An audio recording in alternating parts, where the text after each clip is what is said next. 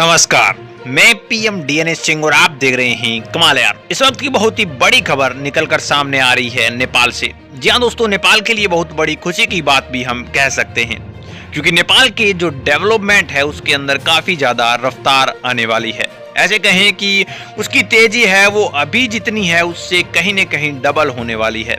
और उसका कहीं न कहीं रीजन बताया जा रहा है यहाँ पे USAID, जो कि एक बहुत बड़ा प्रोजेक्ट के तहत, जिसके अंदर बहुत सारे प्रोजेक्ट मिक्स हैं, मिसलिनियस हैं, और उसके तहत एक बहुत बड़ी राशि नेपाल की तरफ आने वाली है। तो किस प्रकार से ये समझौता हुआ है नेपाल के बीच और कौन ये कर रहा है, इसके साथ साथ ये भी बात करेंगे कि इससे कितना फायदा यहाँ पे नेपाल को होने वाला है और कौन से सेक्टर को इसमें फायदा होने वाला है। तो ये सारी बातें इस वीडियो में करने वाले हैं, तो वीडियो के अंत तक बने रहिए। और अगर आप चैनल पे नए हों तो चैनल को सब्सक्राइब करके बेल आइकन दबा लीजिए ताकि आपको अगला अपडेट भी सबसे पहले मिल। चलिए वीडियो को शुरू करते हैं। दोस्तों, नेपाल जो कि एक डेवलपिंग कंट्री बन चुका है, पहले पुअर था लेकिन अभी कोई पुअर ना बोले तो ही अच्छा होगा, क्योंकि पिछले साल ही हमने बताया था कि अभी यहाँ पे जो पुअर्टी लाइन होती है, जो जोन होती है, उससे ऊपर बढ़कर यहाँ पे नेपाल अभी अपनी जगह है वो एक डेवलपिंग कंट्री के रूप में बना चुका है। और उसके बाद से ही यहाँ पे बहुत से प्रोजेक्ट, जो कि जहां से हम कह सकते हैं वर्ल्ड बैंक से चल रहे हैं, बहुत से प्रोजेक्ट कॉरपोरेशन के तहत चल रहे हैं। कुछ प्रोजेक्ट ऐसे भी हैं जो कि कोलैबोरेट करे हुए हैं, जैसे कि इंडिया के साथ हो गए बहुत से प्रोजेक्ट, या फिर चाइना के साथ हो गए बहुत से प्रोजेक्ट। इसके साथ साथ कुवैत के साथ भी बहुत से समझौते हुए हैं। और इसी के बीच यहाँ पे ये जो खबर निकल कर सामने आ रही है, इससे 2 महीने पहले आप चलिए, जब यहाँ पे MCC लागू हुआ था, कुछ ऐसे लोग भी थे यहाँ पे जो कह रहे थे कि MCC हमारे लिए फायदे का सौदा नहीं है, और शायद आज भी उनके मन में विचार होगा। और कहीं न कहीं जिस हिसाब से वो पॉलिसीज थी, तो लग रहा था कि कहीं न कहीं ये गलत होने वाला है। और अभी तक पता भी नहीं चला है दोस्तों, अभी भी कंफर्म नहीं कह सकते कि यहाँ पे नेपाल के लिए अच्छा साबित होगा या फिर बुरा साबित होगा, क्योंकि इसने स्पेंड नहीं करा इतना दिन। जैसे ये स्पेंड करेगा साल 2 साल, तो हमें पता चलेगा कि इसके फायदे हैं या फिर इसके नुकसान हैं ज्यादा। तो ये चीजें बात की है, लेकिन अभी जब इसमें अप्लाई हो चुका है, यानी कि नेपाल के अंदर MCC आ चुका है, तो क्यों ना इसका फायदा लिया जाए। यही काम यहाँ पे नेपाल ने शुरू किया।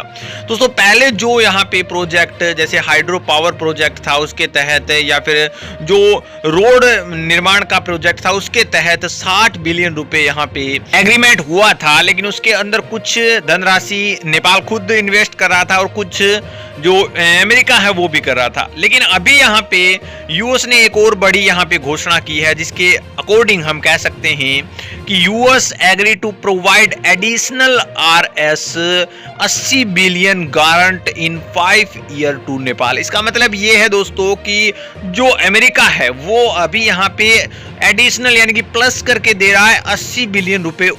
और ये जो 80 बिलियन रुपए हैं वो 5 साल के अंदर अंदर नेपाल के अंदर इन्वेस्ट करने हैं। अब यहाँ पे जो 60 बिलियन का गारंट हुआ था उससे प्लस और कर दीजिए 80 बिलियन, तो कितना हो गया? अगर आप करेंगे तो 140 यानी कि 140 बिलियन का ये जो टोटल धन है उसको हमें इन्वेस्ट करना है 5 साल के अंदर अंदर। और यहाँ पे अगर बात करें दोस्तों, तो ये जो स्पेंड करने हैं वो राशि का जो डेट है वो भी दिया हुआ है।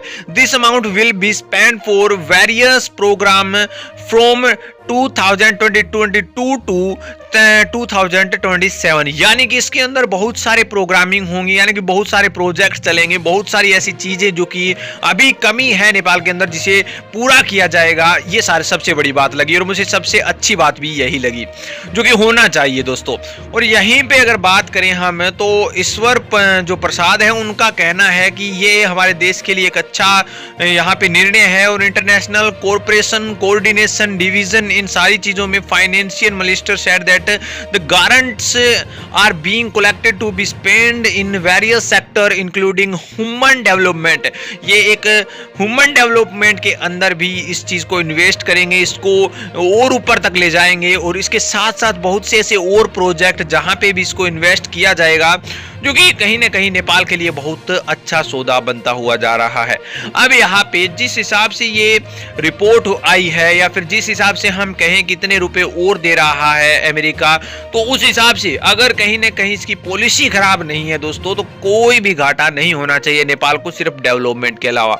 वैसे एक बात यहाँ पे हमें भी संदेहजनक लग रही है कि इस तरह ये जो बड़ी कंट्रियां हैं, जो कि पावरफुल, मोस्ट पावरफुल जैसे कह सकते हैं, वो बिना किसी कोऑपरेशन के ऐसे नहीं करनी चाहिए, क्योंकि वो हमेशा से ही कोऑपरेट करवाती है छोटी कंट्री को, या फिर वो सेटिस्फाई करवाती है, या ऐसे कह सकते हैं कि वो यहाँ पे छोटी कंट्रियों के लिए इतना ज्यादा तो नहीं कर सकती, लेकिन जो नाम है इसका उसके अकॉर्डिंग कुछ कह भी सकते हैं कि शायद ऐसा हो रहा हो। लेकिन आपकी क्या राय है इसके बारे में? क्या ये कॉरपोरेशन रियल में नेपाल के लिए अच्छा सौदा है? क्या ये कॉरपोरेशन या फिर क्या ये इतने रुपए जो दे रहा है अमेरिका, वो सही है या फिर गलत है? इसके बारे में अपने विचार कमेंट सेक्शन में जरूर लिखिए। चलिए आज के लिए रखते हैं, आगे नए अपडेट में फिर आपके सामने हाजिर होंगे। तो वीडियो को लाइक कीजिए, शेयर कीजिए, और अगर आप चैनल पे नए हो तो चैनल को सब्सक्राइब करके बेल आइकन दबा लीजिए, ताकि आपको अगला अपडेट भी सबसे पहले मिल सके।